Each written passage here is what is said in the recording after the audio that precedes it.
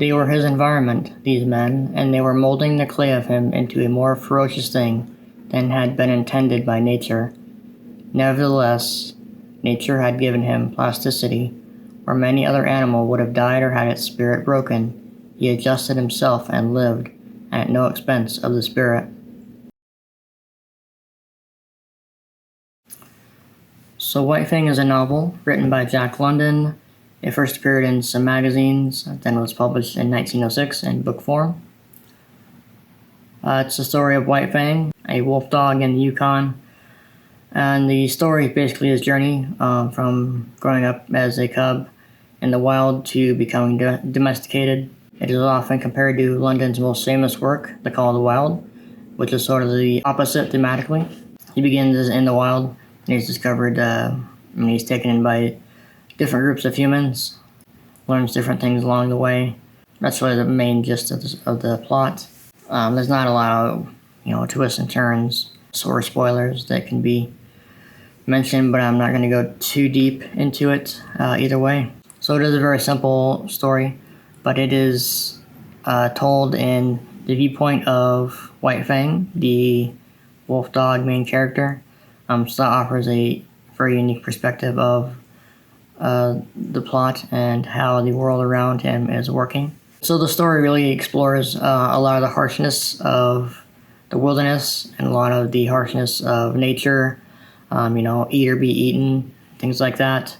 It also explores the nature of man and his place in nature and the way he treats nature and the way nature responds to that. It also explores some themes of nature versus nurture. You'll see as White Fang is exposed to different kinds of people. In different sorts of environments, he will, experience different things, and his personality will change with that.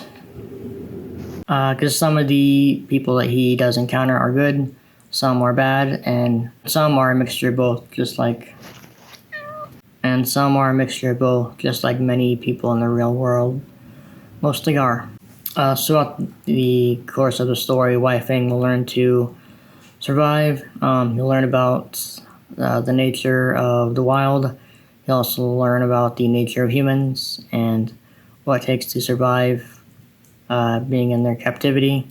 So he learns, punishment and hate and having to interact with other dogs. He discovers love and the feeling of being loved by humans and feeling that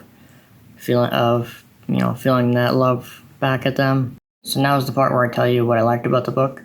But I gotta say, I liked everything about this one. I read this book earlier this year after having read Call of the Wild about 2 or 3 years ago, and rather enjoying it.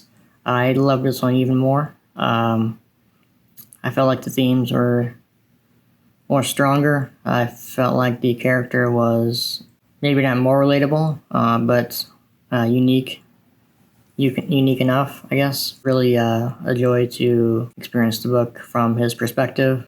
Getting the point of view of a dog in Jack London's books is always a treat.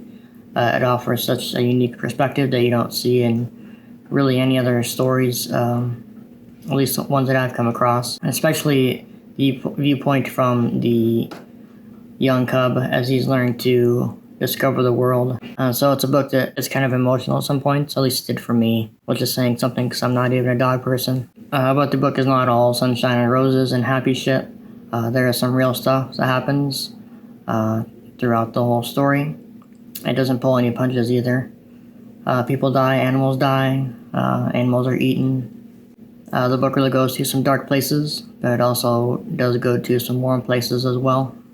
So I really enjoyed the book. Got unique characters, really genuine characters as well. I felt like his writing style was perfect. It's a very easy book to read, and having been written in 1906, I can go either way sometimes. But the prose here is very simple, but also very beautiful and very poetic in some places. And there's really nothing that I disliked either. If I had to offer up one thing, it would be that the beginning takes a while to get going, so it takes a while before you were even introduced to White Fang as a character.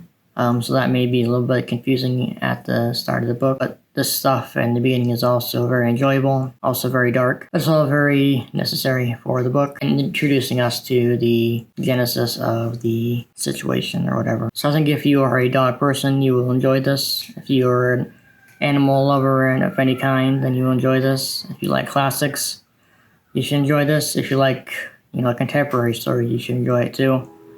I really think that a lot of people would be able to get a lot out of this book.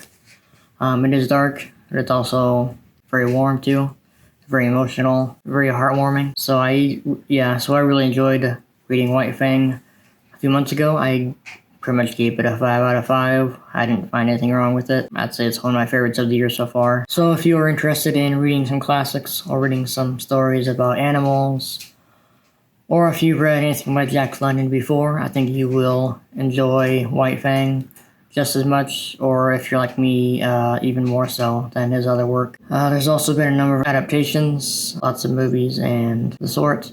The only one that I've seen is the 1990s movie starring Ethan Hawke, which was good in its own right, though it did change the story a fair bit. So that is about it. That's all I have to say. Anyways, thanks for watching, and don't